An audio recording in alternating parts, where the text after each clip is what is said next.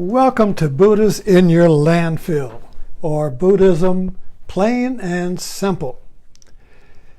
Today's question is, what is your Buddha nature? Now, one of the what we're going to look at this from a little different angle today, because this is one of the central principles of Buddhism, particularly in Zen Buddhism. There's a lot of koans about this. The most famous one is, the principle is that all sentient beings have Buddha nature. So the monk asks the master, do dogs have Buddha nature? The question is that in Asia, dogs are kind of inferior. They're not like pets. You don't want to be a dog. So do even this lowly, despicable animal have Buddha nature? The monk asks, and the master says, "Mo." Now, "mo" means no. So anyway, this is a big question in the koans. What is Buddha nature? So let's take a look from building on yesterday's talk, which was about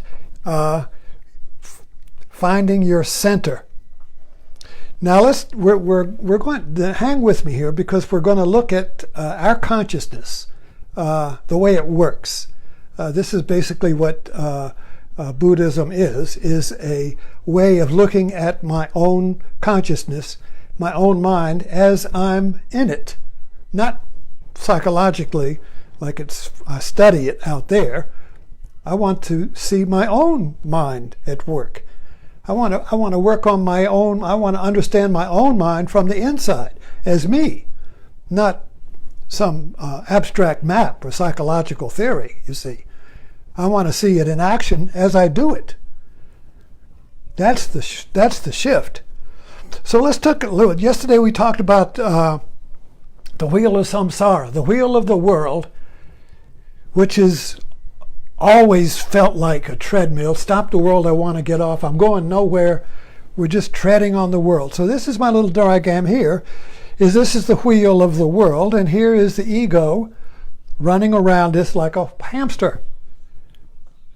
But when you have a wheel, there is a center, and the center doesn't move. It's kind of like the merry-go-round. The center is still, and the merry-go goes around it. We play on the merry-go-round, going up and down on the horses and the dragons, you see, but the center doesn't move. This center is Buddha nature.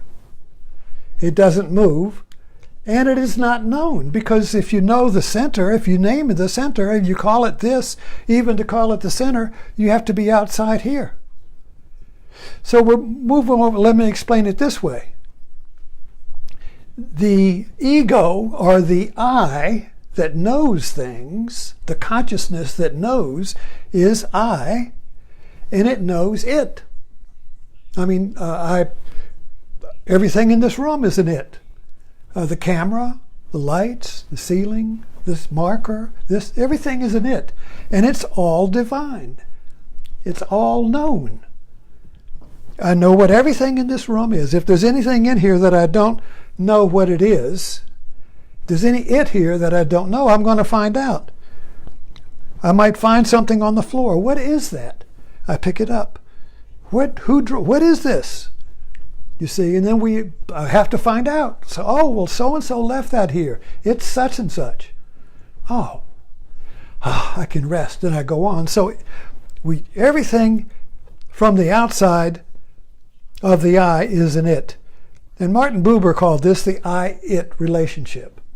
And this is the consciousness of the modern material world. It's the consciousness of science.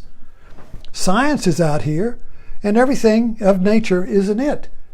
And so science is always, the scientist is always outside looking in at nature as an it, and it defines it, and it figures out the laws, and it figures out what you can do with it, and why is it here, and how can you get rid of it, and what is it, and why is it, and yada yada yada. You see, everything is an it. The known, the defined, the conditioned is the it, you see. But the I is outside, like Yahweh in Genesis. The potter is outside of the pot. The potter makes the pot and says, oh, this is a good pot. This is a bad pot. Get rid of it. This is a good one. Make more. But the potter is not the pot. The potter is outside. We don't know who the potter is. The potter is the I outside, you see. This is an I-it relationship. So Buddha nature is not in here, because if I say it is Buddha nature, it's just another defined it, a name. And the I is still outside. This is why I really got on the spiritual path way back in the late 50s when I graduated from high school. Would you believe 1955? But I remember the anxiety and the existential distress of being outside of my experience. No matter what I did, I was outside of it and judging it. No matter what I did, whatever I went, whatever I did, I was always outside looking in. I was always outside looking in. The metaphor, the memory I have that really is a metaphor for that was when I was in a new high school. I moved around a lot, and during the recess, or it was a senior high school, and I was new, and everybody was that big, and I was like that, and I didn't know anybody.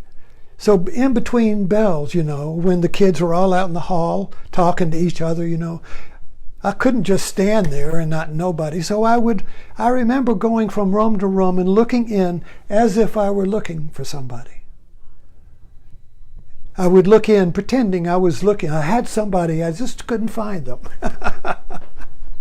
So I was outside, looking, kind of like the picture of the Christmas scene with everybody inside and somebody outside looking through the frozen window. That's this thing here. That's this I here. And we think that's normal. We live there. That's materialism. Materialism is the psychological or the conscious structure where everything is an it, a material thing. If you can't measure it, weigh it, taste it, it doesn't exist. If you can't measure it, it doesn't exist. So it is an it because you can define it, measure it, weigh it, calculate it, you see. But Buddha nature is not an it. Buddha nature is the center. I am. So Buddha nature is the inside looking out. Buddha nature is the knower that's undefined. So Buddha nature is the knower before the it. As soon as something becomes it, you flip into I and it.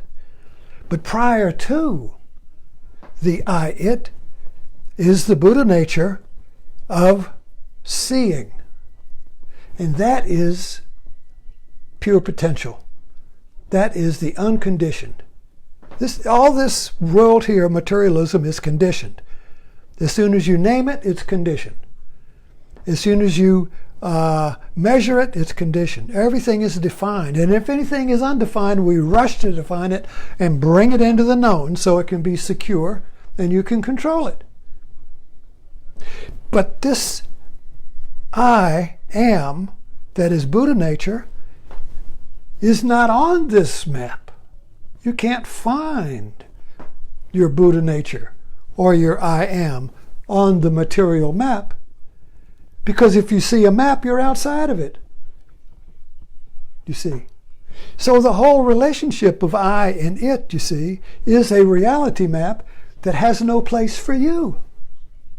You're an it on it, you see. I'm an it, you're an it, and I am reflecting. A self-reflection is a self-reflection on me as something, as an it.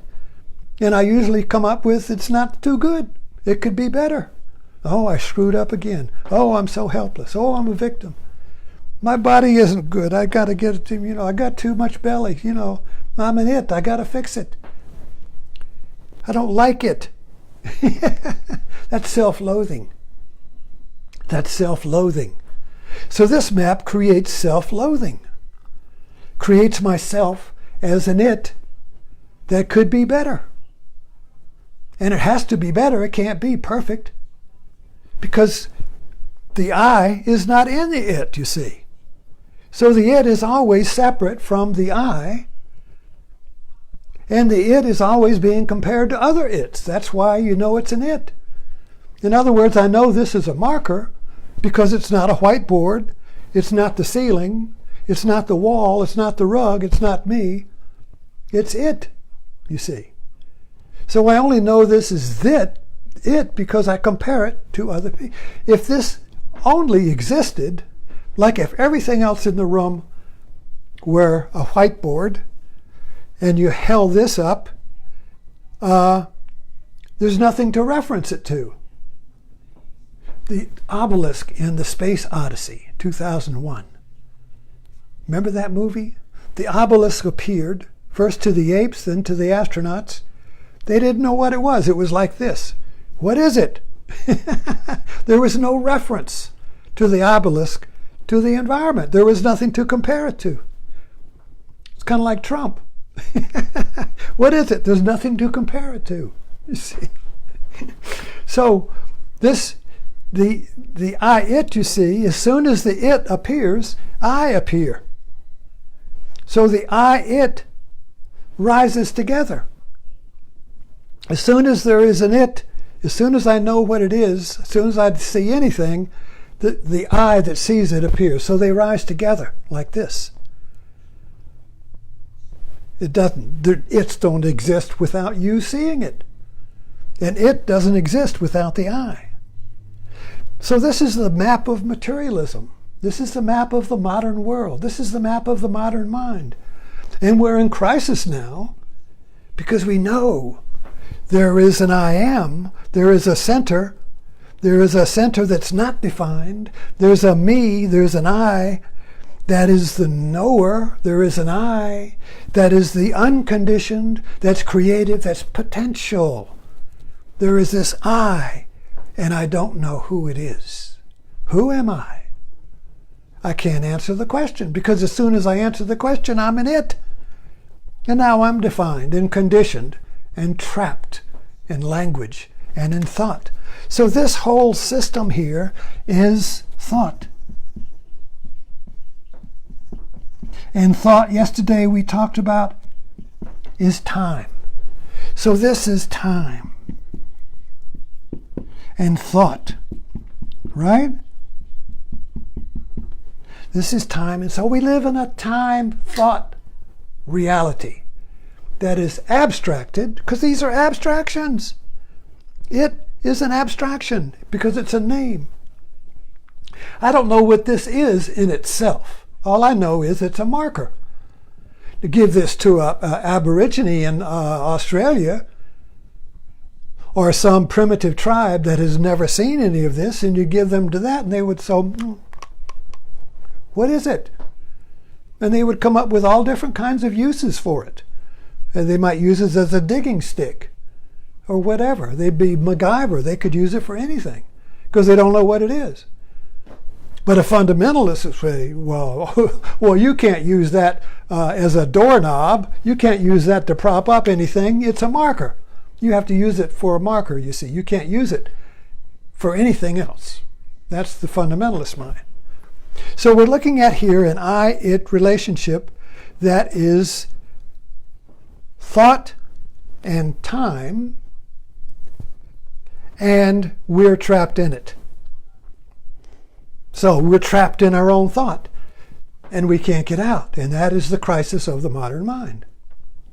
We don't know who we are. We've lost our center. We can't find the center in this map. So Buddhism has found it. The Buddha found it. And so all of Buddhism, plain and simple, is pointing to this Buddha nature, metaphorically. So everything in Buddhism is basically not telling you what it is, it's pointing. So Buddhism is pointing to this center that resides in your heart. The I am before it becomes an it. The I am The you before your parents were born. That's the Zen cone. Before it was born. The you, that is your true nature, before the world was born.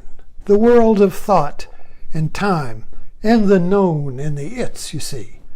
Before that, you are. Before that, you are. And that's our Buddha nature.